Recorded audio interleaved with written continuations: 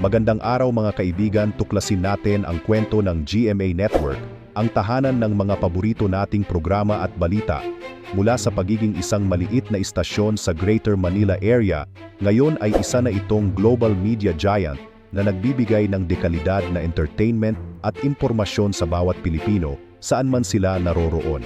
Alamin kung paano nagtagumpay ang GMA sa kabila ng mga hamon, at paano nito naipapakita ang tunay na diwa ng Kapuso, isang pamilya na nagmamahalan at nagtutulungan.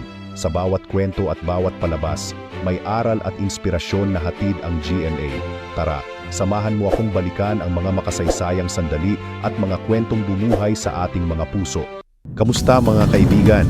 Bago natin simulan, kung ikaw ay mahilig sa mga kwento ng tagumpay, masasarap na pagkain, at mga inspirasyon mula sa ating kultura, huwag kalimutang mag-subscribe sa aming channel. I-click na rin ang bell icon para lagi kang updated sa mga bagong video na aming ia-upload. Thank you! Paano nagsimula ang GMA7, ang kwento ng Kapuso? Alam nyo ba, ang GMA Network, na ngayon ay kinikilala bilang tahanan ng serbisyong totoo, nagsimula pala sa sobrang simple at humble beginnings? Oo, mga kapuso, hindi agad ito ang big-time na network na kilala natin ngayon. Noong 1950, ang GMA ay hindi pa tinatawag na Kapuso. Ang pangalan nito ay Loreto F. de Hemedes, Inc. Medyo social pakinggan, di ba? Pero guess what?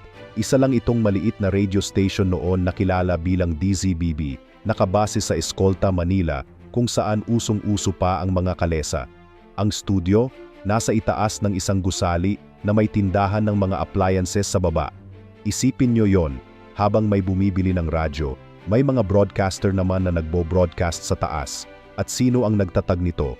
Si Robert Stewart, isang American war correspondent. Hindi siya tumigil sa pagiging journalist. Naisipan niyang magtayo ng radio station. Sabi siguro niya, why not make a network? Para naman hindi lang balita ang maririnig ng mga tao, may entertainment din. Kilalanin si Robert LaRue Stewart, o mas kilala sa Pilipinas bilang Uncle Bob. Ipinanganak noong Nobyembre 11, 1918. Isipin mo, isang Amerikanong negosyante na nahulog sa alindog ng Pilipinas at nagpasya ng hindi umalis. Dumating siya sa bansa noong 1943 bilang isang war correspondent. At, sa kabila ng mga pagsubok, nagtagumpay siyang itayo ang GMA Network noong 1950. Sino nga ba si Uncle Bob? Si Uncle Bob ay hindi lang basta isang pangalan. Siya ang utak sa likod ng GMA Network, ang tahanan ng mga paborito nating programa at balita.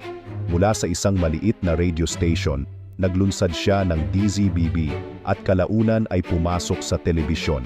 Noong 1961, inilunsad niya ang RBS-TV Channel 7 na naging ikatlong TV network sa Pilipinas. Ang kanyang programa, Uncle Bob's Lucky 7 Club, ay naging paborito ng mga bata. Sino ba naman ang hindi magkakaroon ng crush kay Uncle Bob na may dalang mga puppet na sina Spunky the Elephant at Pancho the Worm? Si Stewart ay naging tanyag dahil sa kanyang husay sa storytelling, ang kanyang pagsusumikap. Ngunit hindi lahat ng kwento ay puro saya. Naharap si Uncle Bob sa mga hamon, tulad ng banta ng deportasyon, noong panahon ni Pangulong Diosdado Macapagal. Pero dahil sa pagmamahal ng mga tao, lalo na ng mga bata, napigilan ito, parang pelikula, di ba?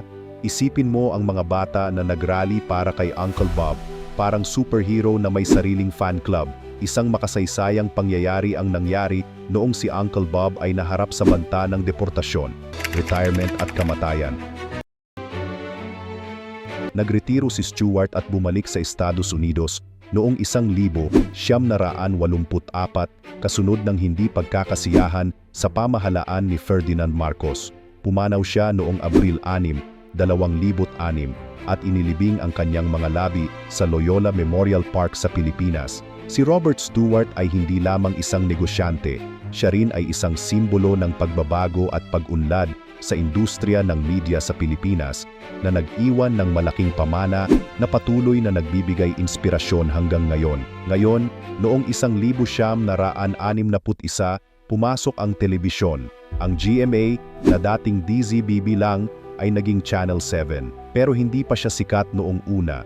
Ang drama, nakikipaglaban ito sa iba pang TV stations na mas malalakas. Kung may YouTube algorithm ngayon, noon naman, ratings battle ang labanan. Kaya kailangan nilang gumawa ng mga palabas na kakaiba. At dito nagsimula ang pagpapakilala nila sa mga local shows. At noong 1975, nag-evolve na sila sa pangalang alam natin ngayon, GMA Network, na ang ibig sabihin ay Greater Manila Area. Pero teka, di ba't buong bansa na ang naaabot nito ngayon? Kaya siguro, silently, pinalitan natin ang kahulugan na Global Media Arts. Medyo upgraded, di ba? Sino ba naman mag-aakala na mula sa isang maliit na radio station sa Escolta, magiging #1 free TV network ang GMA7? Kung buhay pa si Robert Stewart ngayon, baka magulat siya.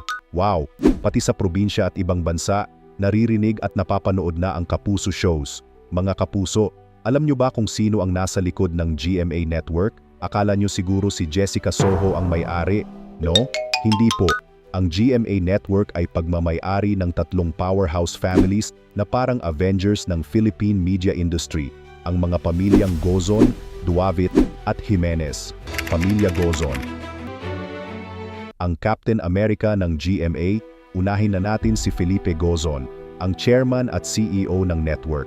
Siya ang matibay na leader na parang laging nagsasabing, Kapuso, assemble. Isa siyang magaling na abogado at negosyante. At noong 1975, pinangunahan niya ang pagbili ng GMA mula kay Robert Stewart. Ang vision niya, hindi lang basta entertainment kundi isang network na maghahatid ng serbisyong totoo sa bawat Pilipino. Siya rin ang nagsabi na hindi nila ibebenta ang GMA kahit maraming nag-o-offer. Parang sabi niya, sorry pero kapuso lang kami, hindi for sale. Hindi na si Felipe L. Gozon ang CEO ng GMA Network ngayon. Sa edad na 84, nagretiro na siya bilang CEO noong Disyembre 31, 2023 matapos ang dekada ng paglilingkod na nagdala sa GMA sa rurok ng tagumpay. Pero teka, huwag ka munang magpaalam sa kanya dahil siya pa rin ang chairman of the board at advisor ng network, parang semi-retired kasi abala pa rin siya sa mga strategiya at programming ng GMA. Pamilya Duavit.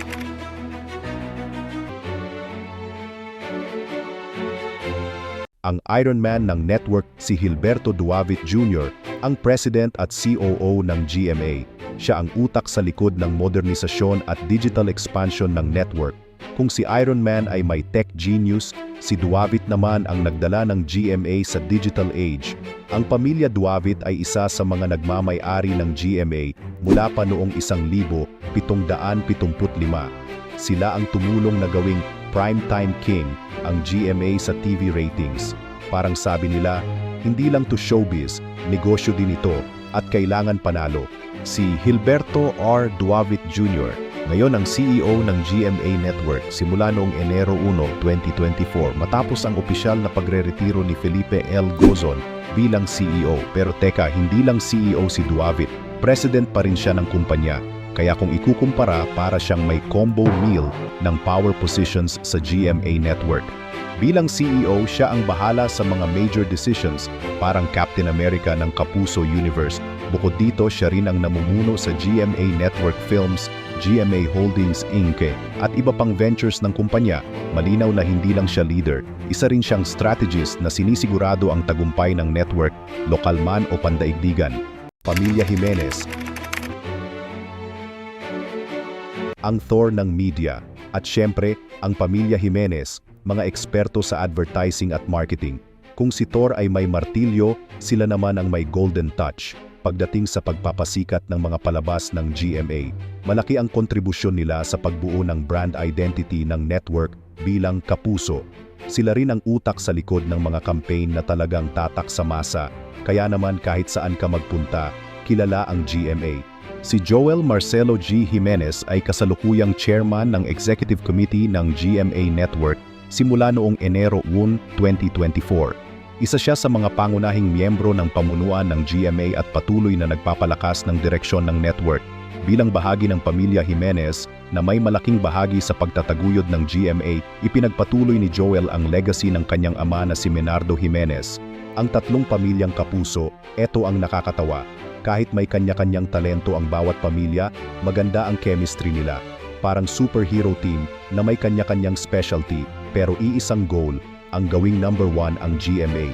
Pinagsama-sama nila ang kanilang expertise sa law, business, media, at advertising para buuin ang isang network na hindi lang pang-local, kundi pang-global na rin. At dahil dito, hindi lang sila naging matagumpay sa ratings, pati sa puso ng mga Pilipino. Kapuso, kahit kailan. Remember? Kaya mga kapuso, sa susunod na manood kayo ng GMA, isipin nyo na lang na ang network na ito ay parang isang pamilyang pinagsama-sama ang talento at passion para sa atin. Kung may Avengers sa pelikula, tayo, mga kapuso, may Gozon, Duavit, at Jimenez. The Rivalry, GMA7 versus ABS-CBN. Noong dekada 70, nagsimula ang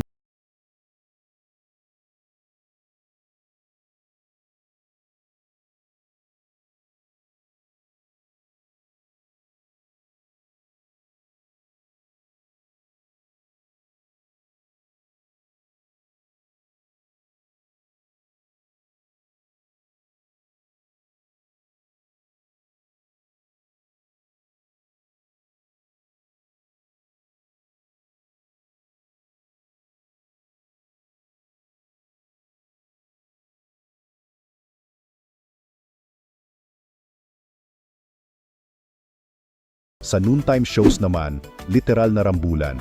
Nasa ABS-CBN ang Magandang Tanghali Bayan na nagpasaya sa tanghalian. Pero paano mo naman tatalunin ang Eat Bulaga ng GMA na parang si Tito, Vic, and Joey ay may agimat ng panghabambuhay na energy? Sila ang lodi ng mga noontime hosts. Hindi mapatalsik, hindi matibag. Pero heto ang twist, mga kaibigan. Dumating ang 2020 at tila isang malaking pagsubok ang dumaan. Nasara ang ABS-CBN dahil sa prangkisa. Lahat tayo nalungkot. Pero habang sinusubok ang kapamilya, lumaban pa rin sila sa digital platforms. Ngayon, nasa YouTube, Netflix at iba pang streaming services na sila. Ang GMA, steady lang, chillax sa pagiging number 1 sa free TV. Nais naming malaman ang inyong opinyon. Sino ang mas paborito mo, ang mga programa ng GMA o ABS-CBN? Paki-comment naman sa comment section. Salamat sa pagwawakas ng ating kwento tungkol sa GMA Network. Naisip mo ba kung gaano kalalim ang koneksyon ng bawat Pilipino sa mga palabas at kwentong hatid nito? Parang isang malaking pamilya, ang GMA ay naging tahanan ng ating mga paboritong programa. Mula sa mga nakakatawang noontime shows hanggang sa mga makabagbag damdaming dramas. Kung na-inspire kayo sa kwento nilang ito, huwag kalimutang mag-like at mag-subscribe para sa mas marami pang kwento ng tagumpay. Thank you!